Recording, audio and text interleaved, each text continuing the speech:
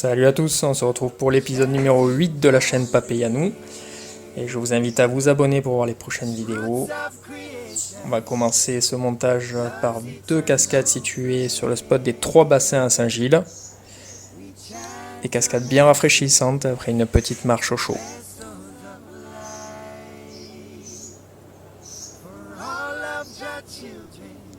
Dans cet épisode, je vais vous emmener chasser sur 2 épaves situées sur l'île de la Réunion, l'une à Saint-Leu et l'autre à Saint-Paul.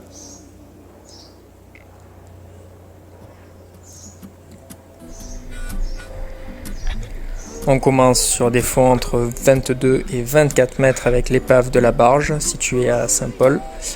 C'est un bateau avec une absence de relief sur le pont supérieur et en dessous avec des piliers métalliques qui permettent de soutenir le pont.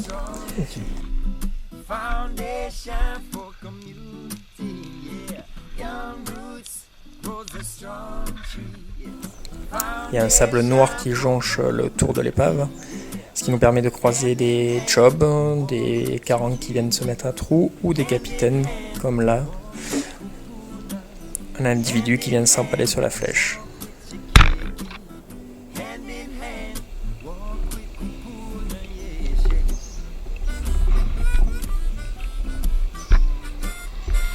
C'est une épave sans grand intérêt architectural, mais qui permet de faire quelques prises. Je vous invite à cuisiner cette espèce en papillote ou avec une cuisson à l'étouffer. C'est une chair ferme qui sèche très rapidement.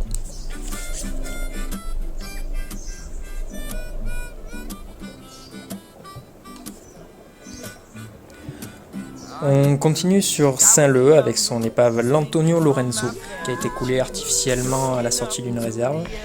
C'est une épave de plus de 50 mètres, posée sur une quarantaine de mètres, et malheureusement elle n'est pas beaucoup habitée. Mais c'est toujours magnifique de voir une épave comme ça. C'est la première fois que je chasse sur une grosse unité, et j'apprends également à me servir d'une ceinture largable un peu plus profond. Cela m'handicape et m'empêche de faire de belles apnées, mais ça me permet de faire de très belles images. Ici, on va voir un grand queue au niveau de l'hélice du bateau, un peu moins de 2 kg, donc on le laissera tranquille puisque c'est une espèce qui peut atteindre 5-6 kg.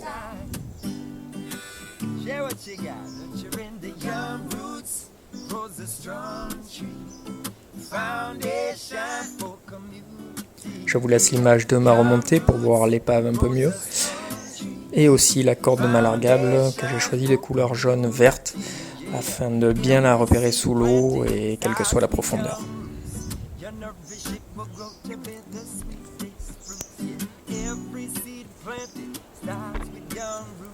On est en pleine mer, ce qui nous permet de croiser aussi du macroplancton gélatineux.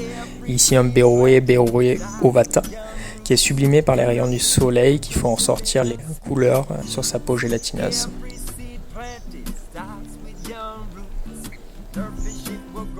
Je vais redescendre une dernière fois.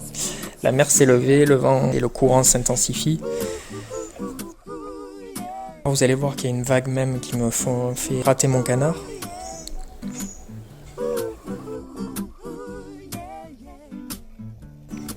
Une apnée qui sera pas forcément top, en plus je relève la tête pour voir l'épave s'approcher, quitte à diminuer mon temps d'immersion, mais qui me permettra par chance de faire un poisson.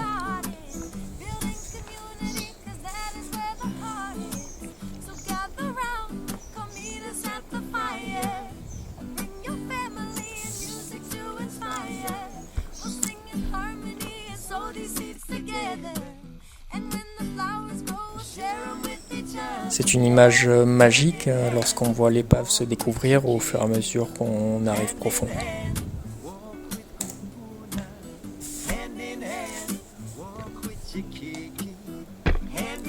Voilà, un job vient me voir et j'attends qu'il soit de face pour le tirer et pour le sécher puisqu'il y a un mât derrière et il peut facilement aller s'enraguer. C'est un poisson d'un peu plus de 2 kg qui ne m'opposera aucune résistance à la remontée.